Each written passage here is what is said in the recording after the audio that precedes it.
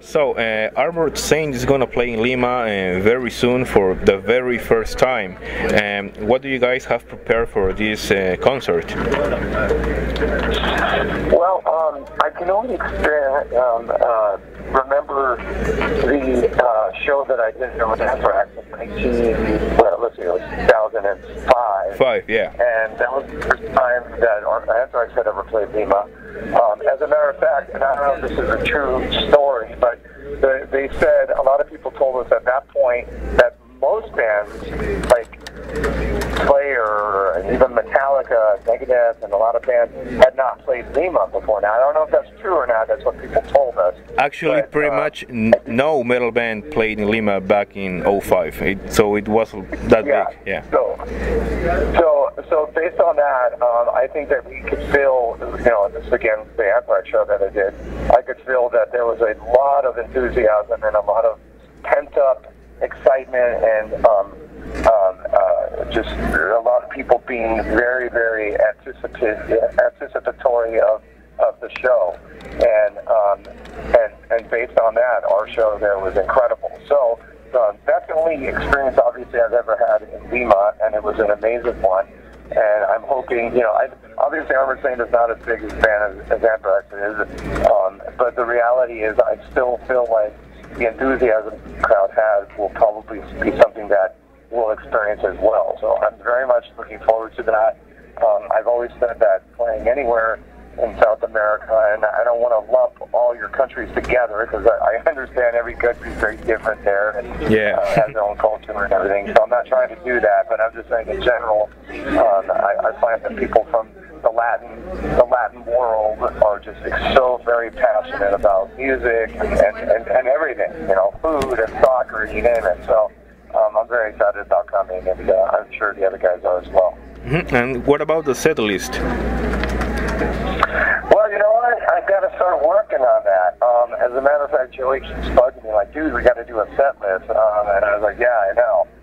I've been kind of procrastinating simply because, I'm somebody who, I'm a real big fan of people not playing the same set every night. I really feel like that's something that, especially now more than ever, where you can literally look at what the set list is from a place in another city 10 minutes after the show.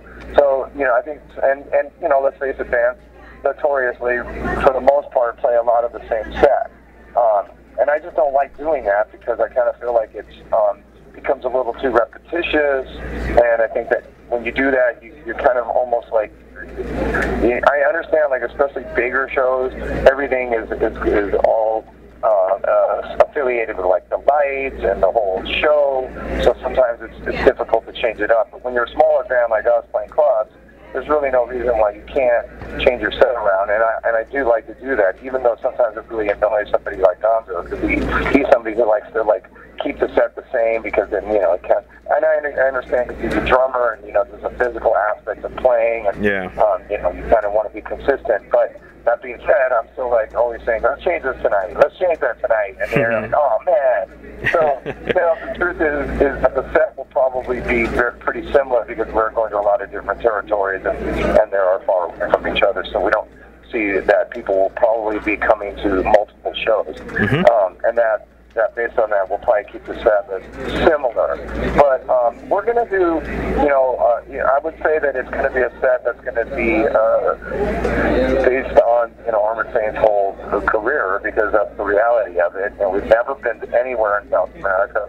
So, to us, we should be playing songs from all our records. So, awesome. Which ones those are, I'm assuming that most of it will be somewhat expected, but, I don't want to be, I just don't think that we need to do something that's just completely obvious. But, I'm sure that certain songs are going to have to be in the set, and we don't want to disappoint anybody. So, but it will definitely be based on every record. I try to make a point as to at least play at least one song off every Armored Saint record. Obviously we play more than others from different records. So that sounds great and very fair as well. So it's been 3, yeah, because all of your records with Armored Saint and Anthrax as well are awesome. Revelation, Volume 8, even those ones that sadly didn't get much recognition. So it's a great idea. So it's been 3. Well, yeah. For us in South America, we're coming there without really knowing too much about what we are going to get. We really don't know what to expect, other than the simple fact that here's this band, that's the 3/5 Mexicanos. We were based in Los Angeles our whole life. We grew up in the Latin culture in Los Angeles. And for us to never, we've never played Mexico, which is ridiculous. Seriously? We're most of this band is Mexican. We've never played.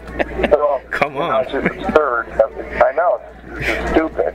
So, for us to come to South America, like I said, it seems very logical. And we know, obviously, people love metal, and we're going to bring our style of music down there, and I think it's going to take on a whole other meaning by being there. But I don't really know what we mean in places like Lima and Buenos Aires and Sao Paulo. I don't know. I'm hoping we have good shows. I just know that the heavy metal fan base is very rabid and very packed. I was just saying that I really don't know what Armored Saint means in places like Lima or Buenos Aires. Yeah. This has never been. So of course I'm hoping that we're going to have some very happy, enthusiastic crowds. Based on just the fact that they're so passionate about music. But what we really mean, I don't know, so we're hoping for the best. All right. So it's been 3 years since the last album came out, with Hands Down. Are you already working on a new one? Yes, we've actually started writing a little bit. Finally, we do move rather slowly in our Armored Saint world when it comes to writing new material. But we're going to try to accelerate that a little bit without, of course, compromising quality of the songs and stuff. But we do feel like we should probably try to go a little bit faster than we have in the past. So we have written a couple songs already. I think they sound great.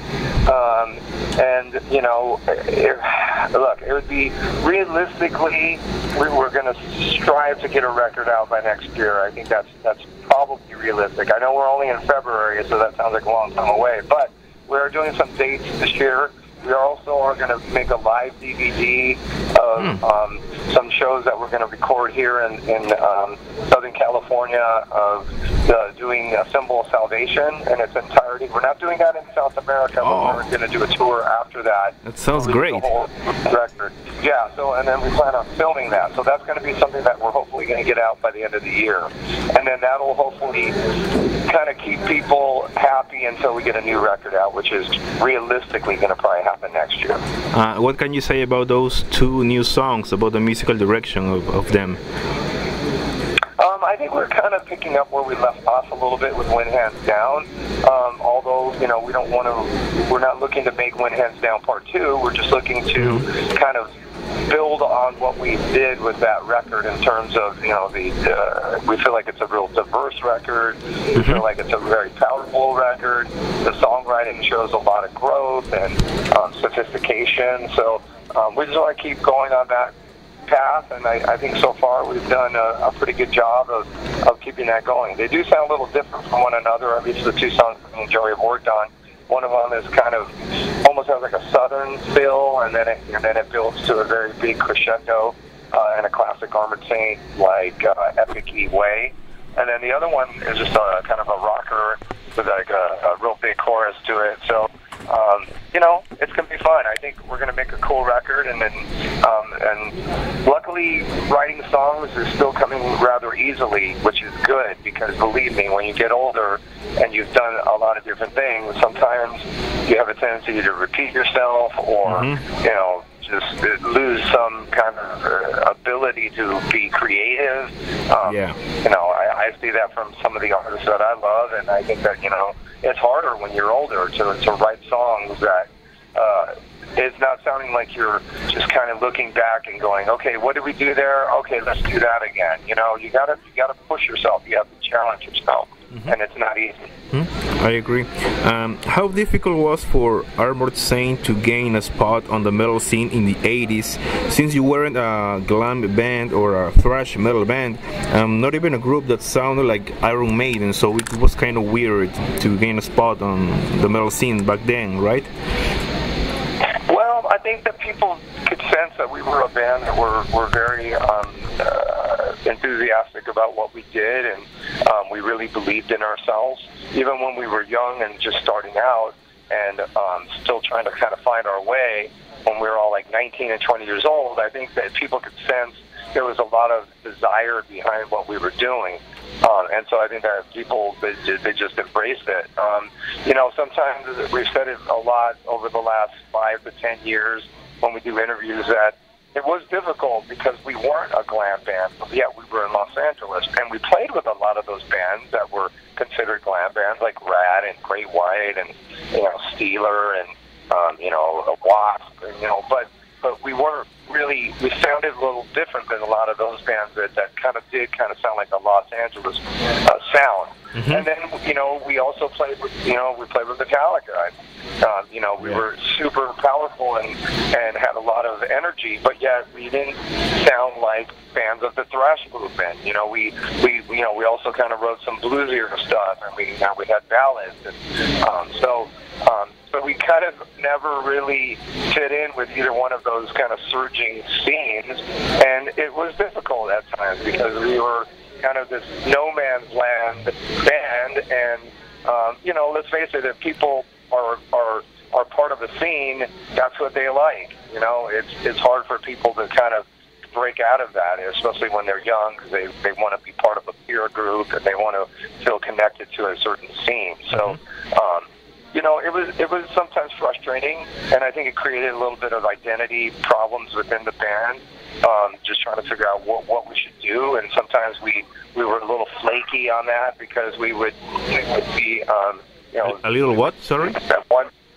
We were a little flaky because sometimes we'd go, well, let's maybe be a little heavier, and then we'd go, oh, well, let's change our look, and so we were always kind of trying to search for what we wanted to do, and and that did lead to some problems sometimes. But now, years later, we're very, very comfortable in the band that we are. We don't really care about what scene that we would be part of or not be part of. Yeah. I think we believe that we're Armored Saint, and we're a great band, and we do our thing, and that's all that really matters. So. All right, let's talk about Symbol of Salvation record for a little bit. Where and how did you get inspiration to write that album without David Pritchard? Well, that's a good question. With Dave, once he passed away, it was a real difficult time for the band. We weren't quite sure what to do. As a matter of fact, I was probably the one guy in the band who was uncertain about carrying on. Joey and Gonzo were people that really kind of believed that we should continue on in Dave's memory, and in retrospect, I think that was, of course, the right thing to do. But at the time when Dave had died, we had written, most of those songs were done. Dropping Like Flies, Rain of Fire, Pastoring Home. Most of those songs were already written. And then by the time Dave passed, we had those songs done, but we really didn't have a full band. We were like, what are we going to do? How do we carry on from here? And I think that we just kind of had a very serious discussion between Joey and Gonzo and myself, and we realized that, the thing that Armored Saint has always been more than anything is like a family. Because, you got to understand, Joey, Gonzo, Phil, myself, we've known each other since we were 9 years old. We were little boys when we grew up together. So we've always had that connection as people.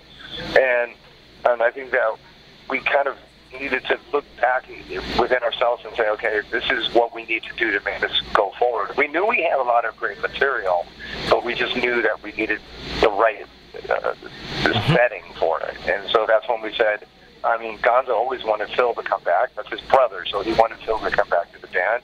and we always thought Jeff was a great guitar player and just a big personality in the group. And he played with Dave at one point, and Phil played with Dave at another point. So we rallied around that kind of philosophy of it being a family, and we said, let's come back, guys. And they came back. We made the record, and the record just, it's a very special record because it's a record that almost never got completed, and it would have been a shame for that not to happen, obviously. Mm-hmm. And those songs were written with Richard all together? The only song that was written without Dave was The Truth Always Hurts. That song was written by the group that we are now. That was the only song. Every other song was written with Dave. And Dave wrote a lot of those songs.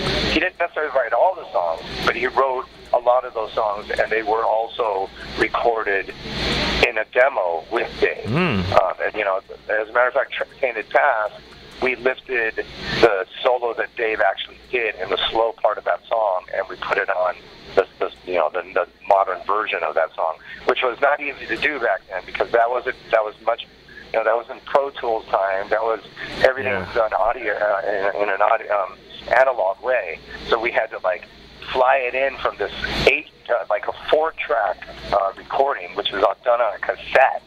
And it was a long, arduous process that the engineer Brian and Joey did, but in the end, there was Dave on our record, which was really amazing, and a beautiful solo as well.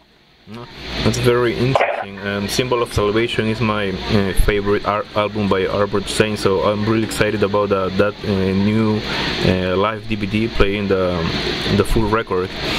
So that's it's going to be cool. We figured it's probably time to do that.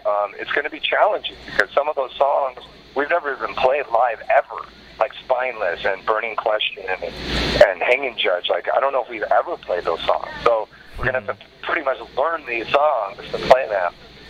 And it's going to be a challenge. My voice is a bit different than it was 1991 because that was a long time ago. So, but nevertheless, I think it's going to be cool. And there's some beautiful, great, killer songs on that record that people are very, very passionate about.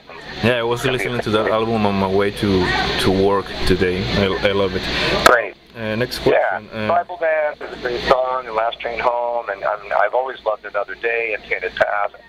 And then, the title track, there's some great songs. Warzone has always been one of my favorite songs. So it's really fun. You guys have an album called La Raza, and there is another song called No Me Digas, and many people are asking about this connection with the Spanish language. And you already talked about this Mexican thing with the band. Can you explain a little bit more what made you guys write songs in Spanish? Well, Gonzo and Phil were actually born in Mexico City. They came here when they were very, very young, but they spent most of their life growing up in Los Angeles. Myself, Joey, Jeff, even Dave, we all grew up in Los Angeles. And like I said, Gonzo and Phil spent the majority of their life in LA, but they were born in Mexico City. And I think for a long time, for Armored Saint, we didn't really embrace the Latin side of the group. But then at one point we realized, this is part of who we are. And that was right around the time of La Raza. So we just said, let's run with this. Let's have fun with it. Let's do something, showing off the Latin roots of the band, and that's what we did. It started with actually No Me Digas, which was called Revelation, and then carried on into Revelation, and now we just always, we've always kind of embraced that. We feel real proud about being from Los Angeles. We grew up in a part of LA that's primarily Latino. It's always just been part of our life, and it's something that maybe not everybody can say they have, because this is really where we grew up and where we're from, and so we kind of try to emphasize that in some of the style of the band. Not every song, of course, but when it comes to soul and having some groove and rhythm, I think that's always been a key component of Armored Saint sound, even going back to the early days. I think it just has always been part of us. It's just we got over the last 10, 15 years, we've just embraced it a lot more. All right. A few days ago, like a week or actually a month ago, I think, you sang "Room for One More" with Mike Portnoy, Andreas Kisser, and David Ellefson, the guy from Testament, Alex Skolnick, right? A few months ago, actually, you already told that you want to put out a project where you can sing all these Anthrax songs from your era, from Stone for Tools and White Noise Volume 8 and With Come For You All. Are you still up for that idea? I am. It's something that I've thought about, and the agent that I have has kind of pushed me to consider it, and I'm finally at a point now where I've said, okay, I might be willing to do this. The guys in the band, they don't play any of those songs, and I understand why. Yeah. And, I'm sure that they have plenty of other songs to play, and Joey probably is not high on his priority list of wanting to play that Joey Belladonna, that is. So I get it. I really do. But, I don't want those songs to just kind of fall into oblivion and become nothing, because they're very important songs to me, and I love those records. So I said, okay, I'm entertaining the idea of doing this. And, it's something that it has to just feel right. It has to feel like the right group. It certainly, it has to be the right time. And we'll see what happens. But when I talked to the Metal Legions guys and I agreed to do the show with them, and I also sang a song on their upcoming record. So that was one of the reasons that led to playing the show and then doing a couple other songs. And so I said, well, let's do an Anthrax song. And they wanted to do only, but we did move for one more. But maybe we'll do only another time, because I should do another show with them. I think we talked about doing another show in September, possibly in New York, and maybe even in Chicago. So who knows? Maybe I'll pull out another song. And those guys playing with Skolnick and Portnoy and Dave Ellison and Andreas from. It's like a dream team, man. They're just some of the best musicians in hard rock of all time. So to play with those guys, it's just an honor. And they did a great job with it. It was real fun. It was a lot of fun. So are you? Hey, hold on one quick second. At the same time. Go ahead. No problem. So are you already thinking about which musicians are you gonna pick for this project? No, because I haven't really thought about it, that deeply yet, and we haven't really figured out if and when it really is going to happen. So I don't know. I have some ideas in my mind about who I'd like to do something like that with. But, beyond that, I haven't really thought about it. I really haven't. So, let's keep it a surprise when it happens, if it happens, with who it happens with. I'd rather have that be something that people aren't really aware of until maybe if it did happen. So it's going to be like a surprise for the metal world. Well, right now it's a surprise mainly because I don't even know who I do it with. I have one person in mind for sure, because it's somebody who I worked on with the Anthrax records that I made. Paul Crook. Yeah, Paul. Because Paul helped me. Paul actually recorded on Stomp. He also recorded on Volume 8, and he produced, and he co-produced Volume 8 actually, because he engineered it. So, and I love Paul. I've always been a really big fan of his as a human being, and he's an incredible player. Yeah, he's great guitar player. And I know he has a connection to it, personal connection. So, I like the idea of doing it with Paul. And we have had some discussions, but again, this is something that it hasn't gone any further than just talk and me playing Room for One More, like a month ago live. That's about as far as it's gone so far. So. Well, I think it's going to be a huge commercial success, because there are a lot of people who want to listen to those songs, because sadly those albums are not even available on Spotify, so it's totally unfair. Well, I don't understand that, and it really makes me sad, and I'm hoping we correct that, because I want all my music to be available. You know what I mean? You don't have to love it all. Hey man, people like what they like. I'm not I'm not here to tell everybody that everything I've done is genius. But at the end of the day, it would be nice if at least it was available. Yeah, sure.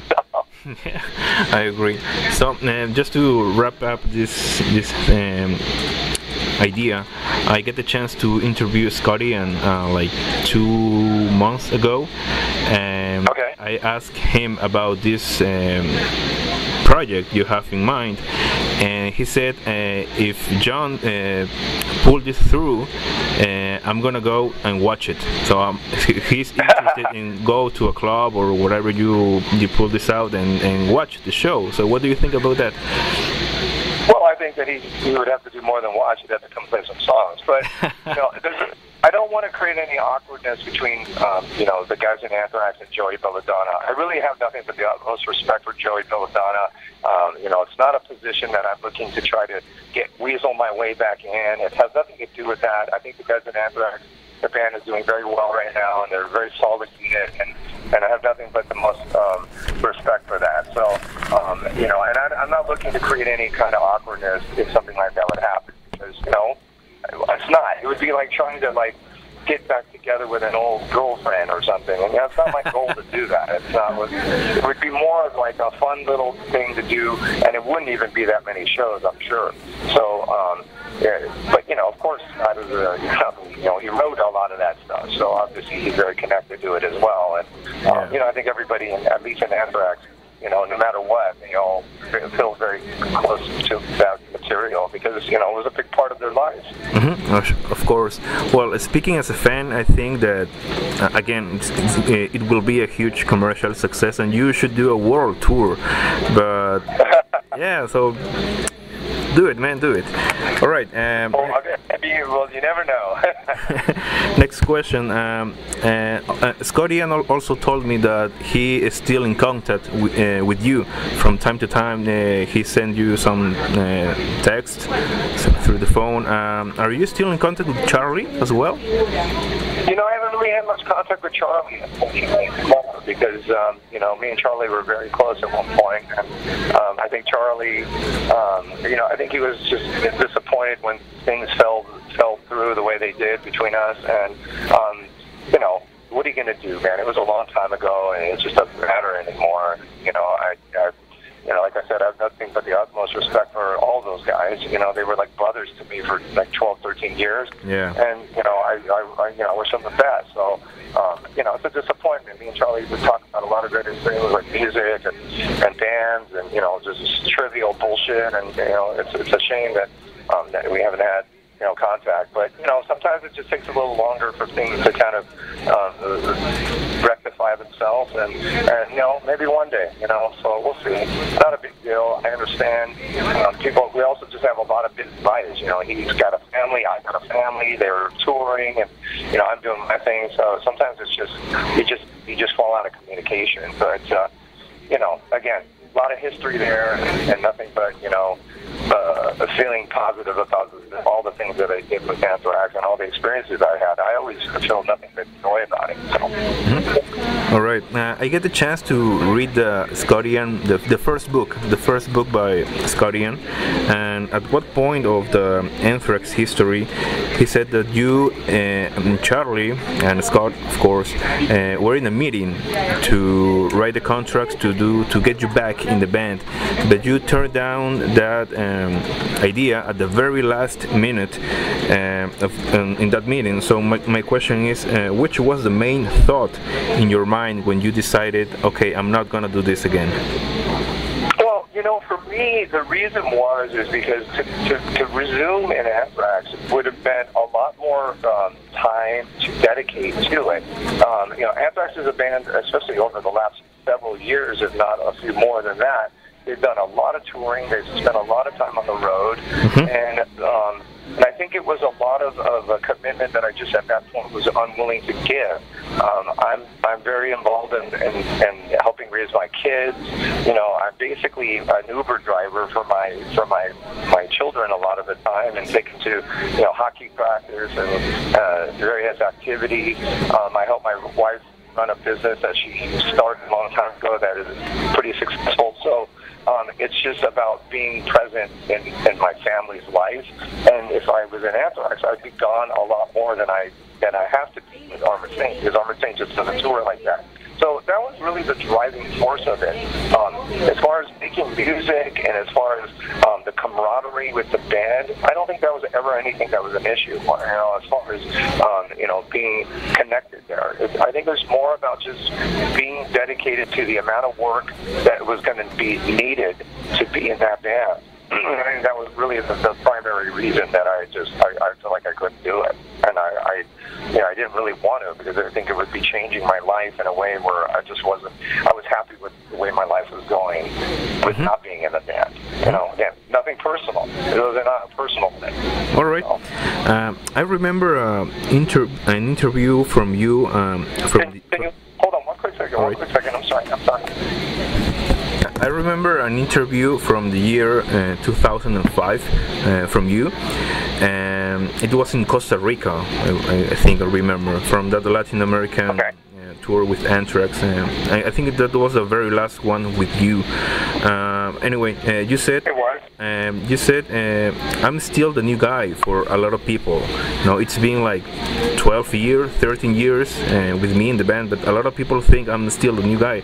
And I remember as well an interview with Derek Green, and he said this was an interview from 3 months ago or something like that, and he said the exact same thing. A lot of people think I'm the new guy, I'm the new singer in the band. So my question is, why is it so difficult for fans to accept a new lineup change in a metal band?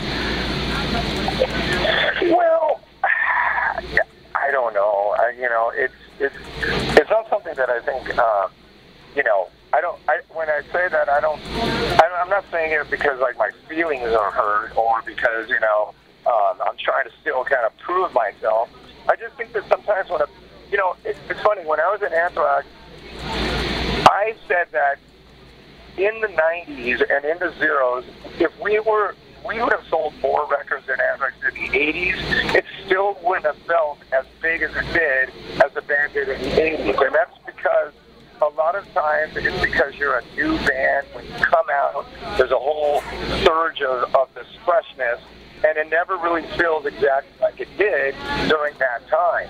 So, I think that it's hard to recapture something that happened when you just started. It's something that's new and, like I said, fresh. And so I think that's it's more about that. So, being this guy who was in a band for like 12 years, let's put it like this. We probably still look at Jeff that same way. And Jeff has started playing with Armored Saint since like 1989. But, sometimes when it comes right down to it, sometimes Jeff is the new guy. And I look at him, he's been in the band almost 30 years. So I don't really think of it.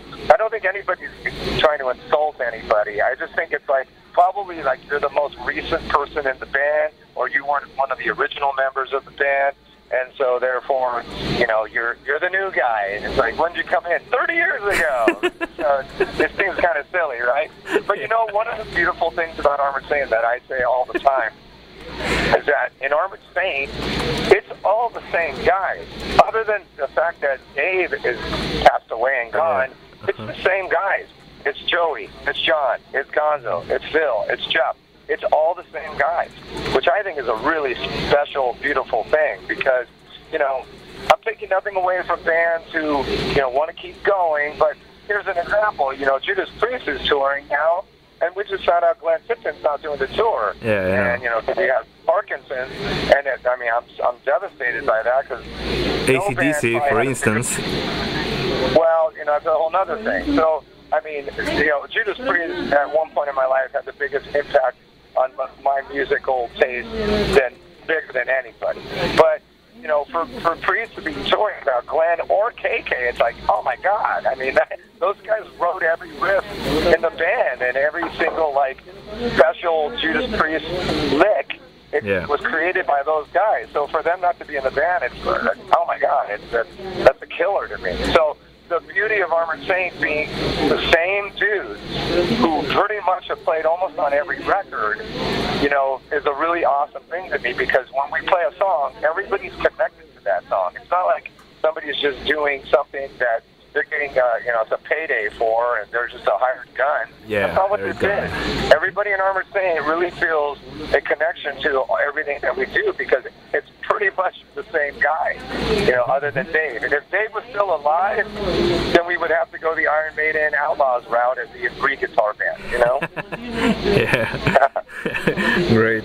So, last two questions, and this is gonna be tough, I think. Okay. Go for it. Which is your favorite album with Armored Saint? Oh, dude. Well, I mean, look, to me, I feel like I feel close to every record we did, because they all sound a little different from one another, and that's something I've said in many interviews I've done, and I'll say it again, is that when you make a record, that's exactly what it is. It's a record in time. So every record you make should be a little bit different from another record, because you are a different person. In 1984, you're different than you were in 1990, than you were in 1995 to 2005. You're just always growing and developing as a human being. So your music should show that, and show that, it feels somewhat different than you did when you made that other one. That doesn't mean March of the Saint is always going to be a record that people love because it was our first record.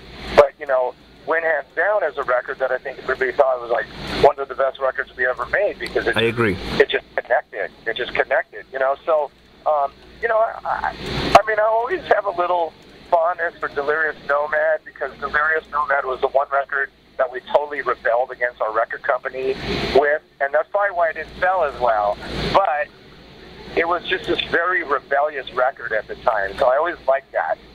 And of course, Symbol of Salvation is the record that everybody feels very close to, because, of what went through with Dave, and, his illness, and how we just ended up making the record still after he passed away. So there's obviously a lot of connection to that record. And I do love Win Hands Down. I think it's a record that kind of sounds like a classic vintage Armored Saint record, even though it was 2015. So, but again, I do like all our records, and, I think that, I don't think every song we wrote has been great. Believe me, there's plenty of songs that I thought were pretty crappy, but I won't tell you which ones I think those are. So. All right. And same question with Anthrax. Which one is your favorite album with them? Good question. Well, I always loved Sound Like Noise, because obviously it was the first record. But I also thought We've Come For You All was a really solid, real diverse kind of record as well. So, again, love Stomp, and I love Volume 8. I think that's kind of the underrated record, but I think sadly, we probably hit the bullseye best on White Noise, and then We've Come For You All. Did you know that this year Anthrax is gonna put out a new version of Volume 8? I hope they do. Yeah, Scott told me that too. They are working on that. Volume 8 was caught up in some legal stuff, because the record company that we signed to when we made that record, Ignition, they're no longer a company. Yeah, they're gone. They're not a company anymore. And so there's some legal stuff with that record, I hear. But it makes me sad, because I think there's some amazing songs on that record. Crush, Catharsis, Inside Out, really great tunes. So like I said, I would like every record I've made to be just at least available. That would be nice. Yeah, of course. And if they don't do that with Volume 8 or the rest of the records with you on Spotify, you can do your project, man, and put it on the record, on the road. I mean. Yeah, like I said, I'm entertaining it. You never know what will happen. I appreciate you supporting that idea. And again, I'm not getting any younger. I'm 54 years old. I feel great, but if not now, like when? Say, like they I say. could do this in 10 years, because I don't want to be that old to try to do that. So there's no time like the present, but it just has to still be right. I can't just do something because it seems like I could do it. It has to be right, and that really is the way I've kind of approached everything when it comes to music. Is that sometimes things take a little longer, and you know, maybe with Armored Saint, we don't play that many shows, but what I always emphasize is quality over quantity. That's best for my life, so that's what I'm going for.